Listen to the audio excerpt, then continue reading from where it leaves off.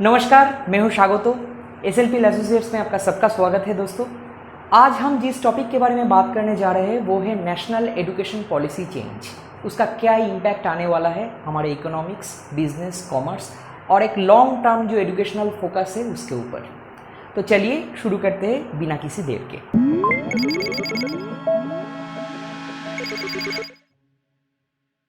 दोस्तों, ये जो नेशनल एजुकेशन पॉलिसी चेंज है वो आया है आफ्टर 3 डिकेड्स।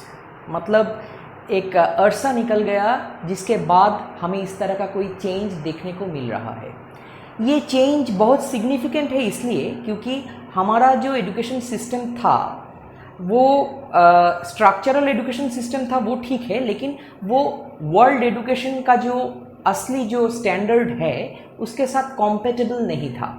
मतलब जो USA और UK और दूसरे जो डेवलप्ड कंट्री का जो एजुकेशन सिस्टम है उससे थोड़ा डिफरेंट था। हमारा एजुकेशन सिस्टम का स्ट्रक्चर बहुत ज़्यादा कॉम्प्लिकेटेड था, हमारा जो सेकेंडरी और हायर सेकेंडरी लेवल था। तो उन सब को लेके एक बहुत बड़ा फैसला, कई सारे फैसला ले गया है। तो वो सब फैसला क्या है और वो फैसला के ऊपर हमारा जो चैनल है उनका टेक क्या है, हमारा ओपिनियन क्या है, वो हम आपको बताने की कोशिश करेंगे।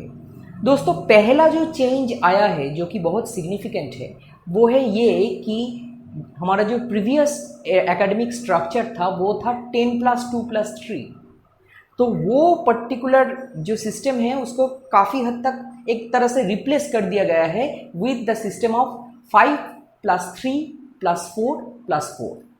ये एक सिग्निफिकेंट इसलिए है क्योंकि वो जो सेकेंडरी लेवल या फिर 10th लेवल था उसका जो ग्रेविटी या फिर वेटेज है उसको काफ़ी हद तक कम किया गया हुआ है नया एजुकेशन पॉलिसी पे। और दूसरा, बहुत ज़्यादा फोकस डाला हुआ है HS पे। और हमारा जो 3 इयर्स का ऑनर्स था कोई भी ग्रेजुएशन का, वो अभी हर एक ऑनर्स ग्रेजुएट 4 इयर्स का हो जाएगा।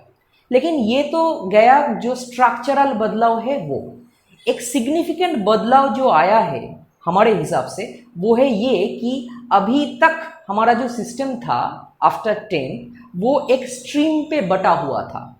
साइंस, आर्ट्स, कॉमर्स, इस तरह का जो स्ट्रीम था उसमें बटा हुआ था। लेकिन अभी वो स्ट्रीम का जो आपस में जो डिस्क्रिमिनेशन था, स्ट्रीम का जो एक सेपरेशन था, वो स्ट्रीम कॉम्प्लीटली इवापोरेट कर दिया गया है नया सिस्टम के अंदर। मतलब आपको कोई भी सब्जेक्ट लेने में, स्टूडेंट को कोई भी सब्जेक्ट लेने में एक फ्लेक्सिबिलिटी आएगा।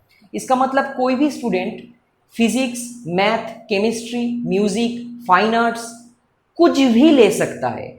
उसका जो सब्जेक्ट चॉइस है उसके अंदर accountancy, business organisation, chemical engineering, mathematics कुछ भी आ सकता है। मतलब वो एक कंप्लीटली फ्लेक्सिबल चॉइस होगा फॉर द स्टूडेंट्स। और जो पर्टिकुलर चॉइस होगा वो चॉइस के अंदर एक प्रेफर्ड सब्जेक्ट को लेके वो ऑनर्स HS के बाद कर सकता है।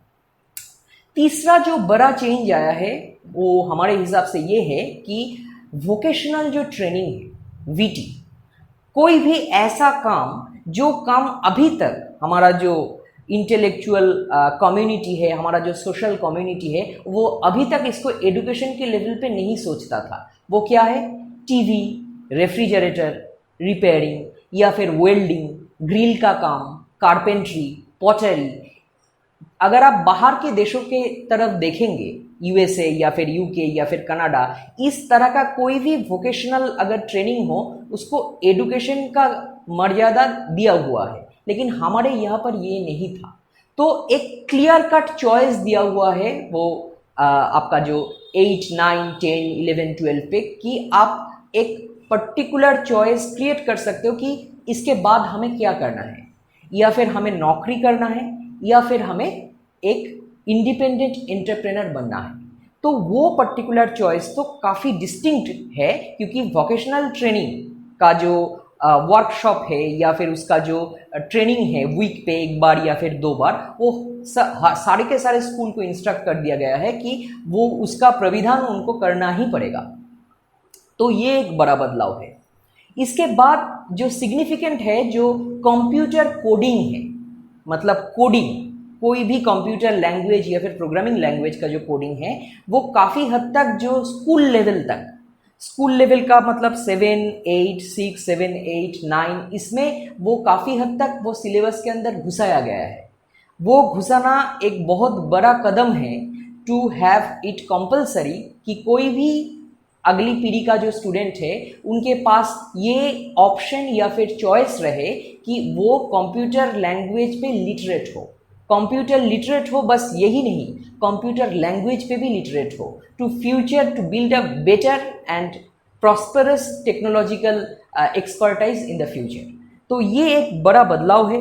इसके बाद हमारे हिसाब से जो सबसे बड़ा कदम है वो ये है कि एक तरह से जो पोस्ट ग्रेजुएट का जो डिग्री है, पोस्ट ग्रेजुएट डिग्री में बहुत सारे ऐसे डिग्री थे, बहुत सारे ऐसे कोर्स थे जिसका उस तरह से महत्वपूर्ण नहीं था। मतलब एक कोर्स को आप पकड़ लीजिए, एम फिल अब उठाया गया है। मतलब एम फिल अभी किसी को करने की ज़रूरत ही नहीं है। अगर आप सही तरह से ग्रेजुएट या फिर ऑनर्स करेंगे 4 साल का, उसके बाद आप एलिजिबल है टू हैव योर पीएचडी।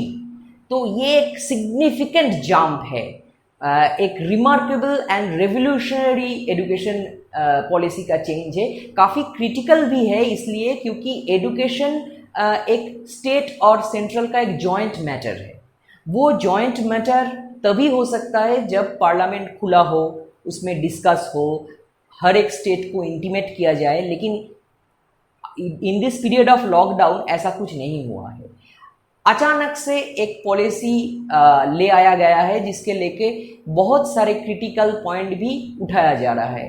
एक तो ये कि अभी जो नया सिस्टम आया है उसमें एक नया प्राविधान आया है ये कि एकेडमिक बैंक या फिर क्रेडिट बैंक क्रिएट होगा कॉलेज या फिर यूनिवर्सिटी पे। इसका मतलब ये कि अगर फर्स्ट ईयर करने के बाद कोई भी स्टूडेंट अपना जॉब छोड़ दे और उसके मतलब अपना पढ़ाई छोड़ दे, पढ़ाई छोड़ के जॉब के ऊपर ध्यान दे, उसके बाद 2 या 3 साल के बाद फिर लौटे, तो वो पहले से अभी शुरू नहीं करेगा। उसका जो ग्रेड है, उसका जो क्रेडिट है वो वॉल्ट पे जमा रहेगा और 2 साल बाद जो फिर वो जॉब स्टार्ट करेगा तो वही से दूसरे साल से वो अपना कोर्स कंटिन्यू कर सकेगा। तो हमारे हिसाब से तो ये बहुत बड़ी एक फैसला है गवर्नमेंट की तरफ से। लेकिन इसका बहुत प्रोसीड्यूरल जो डिफिकल्टीज है वो भी हो सकता है क्योंकि processing cost, administrative expenses, university का जो करंट इंफ्रास्ट्रक्चर है, जो टीचर या फिर फैकल्टी स्ट्रेंथ है, वो इसको निभा पाएगा या फिर नहीं। हर एक कॉलेज या फिर यूनिवर्सिटी पे जो इंफ्रास्ट्रक्चरल जो फैसिलिटी है, स्पेशली इंटरनेट एंड कंप्यूटर, वो क्या अभी तक पहुंचा है? ये एक बहुत बहुत महत्वपूर्ण सवाल है। तीसरा ये जो हमारा तरफ से एक ओपिनियन है वो ये है कि जो अभी तक का मैकेनिकल या फिर रिपेयरिंग या फिर अपने आप का खुद का कोई रिपेयरिंग या फिर कारपेंट्री शॉप खुला हुआ है, उनको कैसे जुड़ा जाए वोकेशनल ट्रेनिंग के साथ, उनको फैकल्टी करके या फिर ट्रेनर करके या फिर गाइड करके कैसे ये सिस्टम के साथ जुड़ा जाए, ये गवर्नमेंट को सोचना चाहिए था, जो अभी तक हमको दिखाई नहीं दिया। और चौथे चीज़, वोकेशनल ट्रेनिंग के अंदर जो एग्रीकल्चर या फिर फिशरीज़ है, जो हमारा रूरल जो पार्ट है, उनका जो वहाँ का जो इनहेबिटेंस है उनके लिए बहुत ज़रूरी है। तो वो कहीं ना कहीं हमें लगता है कि वो वोकेशनल ट्रेनिंग के सिलेबस के अंदर रहना चाहिए था। और सबसे लास्ट जो चीज़ हम बताना चाहेंगे वो ये है, एजुकेशन पॉलिसी के बारे में गवर्नमेंट का मानना ये है कि हम बस एक ह्यूमन रिसोर्स नहीं है, इसीलिए इस मंत्रक का नाम ही चेंज कर दिया है गवर्नमेंट। इसका मंत्रक का नाम अभी है मिनिस्ट्री ऑफ एजुकेशन ओनली, शिक्षा मंत्रक। मिनिस्ट्री ऑफ एचआरडी नाम को रिप्लेस कर दिया गया है। तो अगर आपको शिक्षा पे ध्यान देना होगा तो शिक्षा के साथ जुड़ा हुआ जो इंफ्रास्ट्रक्चर है, एक्सपेंडिचर है, उस पर भी ध्यान देना चाहिए गवर्नमेंट को। हालांकि गवर्नमेंट ने ये कहा है कि पहले जो 1.6% जीडीपी खर्च होता था फॉर द एजुकेशन, वो अभी बढ़ के 6% हो जाएगा। तो काफ़ी पैसा तो आएगा, लेकिन फिर भी बहुत सारे डिस्कशन ज़रूरी है to implement this education policy. But this education policy अगर ये सक्सेसफुली इम्प्लीमेंट हो जाए तो एक बहुत बड़ा रेवोल्यूशन हमारा जो बिजनेस, ट्रेड, कॉमर्स, जिस तरह हमारा स्टूडेंट तैयार होता है अपने काम के लिए, पढ़ाई के लिए, उसमें एक नज़रिया का बदलाव ज़रूर आएगा, ऐसा हमारा मानना है। आज का वीडियो बस यही तक था। उम्मीद करता हूँ आपको ये वीडियो अच्छा लगे।